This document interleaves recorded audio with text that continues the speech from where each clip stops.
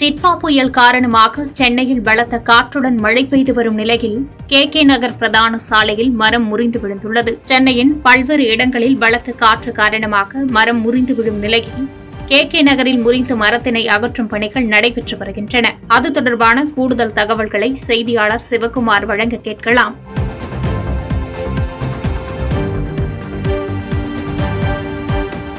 டிட்வா புயலின் தாக்கம் இலங்கை நாட்டில் பெருமளவில் பாதிப்பை ஏற்படுத்திய அதே வேளையில் தமிழ்நாட்டின் பல்வேறு மாவட்டங்களிலும் அதன் பாதிப்புகள் தொடர்ந்து வருவதை நாம் பார்த்து வருகிறோம்.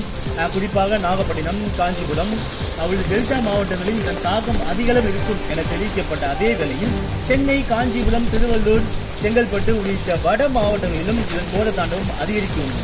குறிப்பாக பார்த்தமையானால் சென்னை எண்ணூரில் மட்டும் கடந்த 6 மணி நேரத்தில் 13 சென்டிமீட்டர் மழைப்பொழிவு பதிவாகி இருப்பதாக சென்னை வானிலை ஆய்வு மையம் தகவல் தெரிவித்துள்ளது.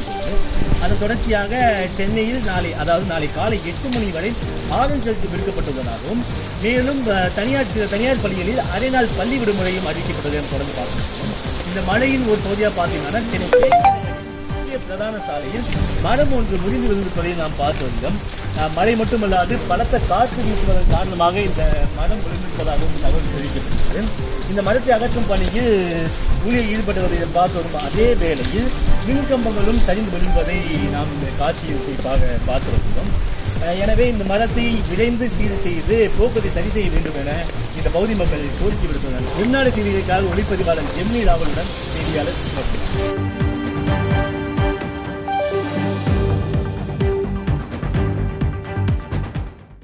செய்திகளை உடனுக்குடன் தெரிந்து கொள்ள கீழ்கண்ட கேபிள் மற்றும் டிடிஎச் நெட்வொர்க்குகளில் எம்நாடு செய்தி தொலைக்காட்சியை காணுங்கள்.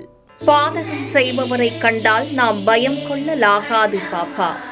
மோதி மிதித்துவிடு பாப்பா, அவர் முகத்தில் உமிழ்ந்துவிடு பாப்பா. அண்மை செய்திகளை உடனுக்குடன் தெரிந்து கொள்ள இணைந்திருங்கள் எம்நாடு தொலைக்காட்சியுடன்.